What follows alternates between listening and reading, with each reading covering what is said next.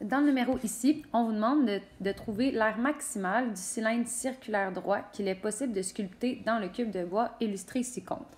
Donc, ce qu'on vous demande en fait, c'est si on prend ce cube-là en bois, puis on sculpte le plus grand cylindre possible, ça serait quoi son aire totale? Et dans Didacti, il vous demande de répondre en fonction de pi. Premièrement, on va aller voir c'est quoi le plus grand cylindre qu'on peut sculpter dans ce cube. Donc là, ça va te demander de l'imagination. Je veux que tu imagines que tu as un couteau à sculpter, puis que tu veux sculpter un cylindre dans ce cube-là.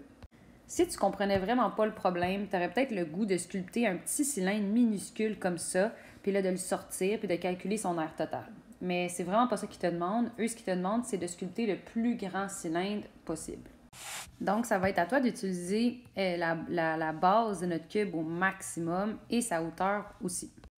Donc, je vous ai dessiné les arêtes du cube qu'on ne voyait pas pour vous aider à mieux comprendre. On va commencer par s'intéresser à la base de notre cylindre.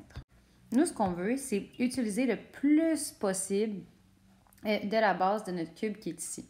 Donc, si on sculpte un cylindre de la taille du cylindre qui est en rouge, comme vous voyez ici, la base de mon cylindre, elle n'utilise pas en tout le maximum de ce qu'elle pourrait utiliser.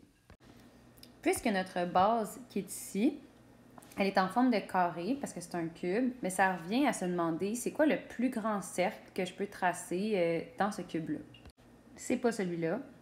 C'est pas encore celui-là. Essayez d'y penser avant que je le dise. Et oui, c'est celui-là. En fait, le plus grand cercle qu'on peut tracer à l'intérieur d'un carré, c'est un cercle dont le diamètre est la même mesure qu'à la mesure de côté de notre carré. Dans notre situation actuelle, la mesure de côté de notre carré, c'est 22 cm. Ça veut dire que le diamètre de notre base, de notre cylindre, il faut qu'il soit 22 cm. Maintenant que c'est fait, on va aller s'intéresser à la hauteur de notre cylindre. Bien entendu, si on veut utiliser notre cube au maximum, on va sculpter un cylindre qui va être aussi haut que notre cube. C'est vraiment laid mon dessin, mais ça veut dire que ça va ressembler genre à ça. Ça veut dire en fait que le diamètre de notre cylindre, c'est 22 cm, puis la hauteur de notre cylindre, ça va être 22.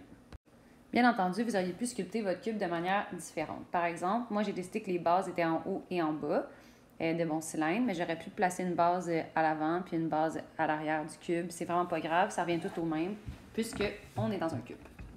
Maintenant que c'est fait, on va aller trouver l'aire totale de ce cylindre-là en fonction de pi. Donc, quand on calcule l'aire totale d'un cylindre, ce qu'on va faire, c'est qu'on va calculer 2 fois l'aire de sa base, puis ensuite, on va aller calculer son aire latérale. Ce début-là de formule, vous n'êtes pas obligé de l'écrire si jamais vous êtes à l'aise de passer à l'étape suivante tout de suite. Puisque notre base, elle est en forme de disque, je vais aller écrire la formule de l'aire du disque qui est pi r à la.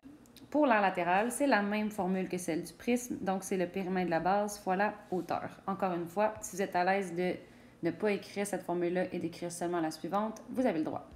Maintenant, je vais aller préciser la formule de mon périmètre de ma base. Le périmètre de ta base, en fait, c'est le périmètre de ton cercle, qui est la circonférence. Et la formule de la circonférence, c'est 2πr. Maintenant, ce qu'on va aller faire, c'est qu'on va aller trouver notre rayon, puis ensuite, on va pouvoir calculer notre aire totale. Donc, si je me rends compte que, en fait, ma première étape, ça aurait dû être de trouver mon rayon, puis ensuite de trouver mon aire totale. Donc, on a 2 étapes. Donc, pour trouver ton rayon, tu sais que dans un diamètre, il y a 2 rayons. Ton diamètre, il est de 22 cm. Ça vaut 2 rayons. Si tu veux un rayon, tu divises par 2. Donc, ça te fait que ton rayon, il est de 11 cm. Ça veut dire qu'on va aller remplacer le rayon ici et le rayon ici par 11 cm. Au niveau de la hauteur, je fais un rappel. En fait, la hauteur de notre cylindre, c'est exactement la même hauteur que notre cube, donc ça veut dire qu'elle va être de 22 cm. Maintenant, ce que je vais aller faire en premier, c'est l'exposant 2 ici. Et ça m'a donné 121, donc pi fois 121, j'écris 121 pi. Ensuite, je vais aller faire les multiplications, donc je vais faire le 2 fois 121, puis je vais aussi faire la multiplication ici. Je ne vais pas faire le fois pi parce que je veux laisser ma réponse en fonction de pi, donc je vais juste faire 2 fois 11 fois 22. Ça veut dire en fait que le 242 pi, ça représente l'aire de tes 2 bases ensemble, donc les 2 disques, tandis que le 484 pi, ça représente l'aire latérale de ton cylindre. Et maintenant, on les réunit. Et j'obtiens 726 pi. Ça va être important que dans Didacti, puisque tu ne peux pas entrer le symbole pi, que tu écrives PI. Et pour indiquer l'exposant, tu mets le petit chapeau. Donc, centimètre, chapeau 2.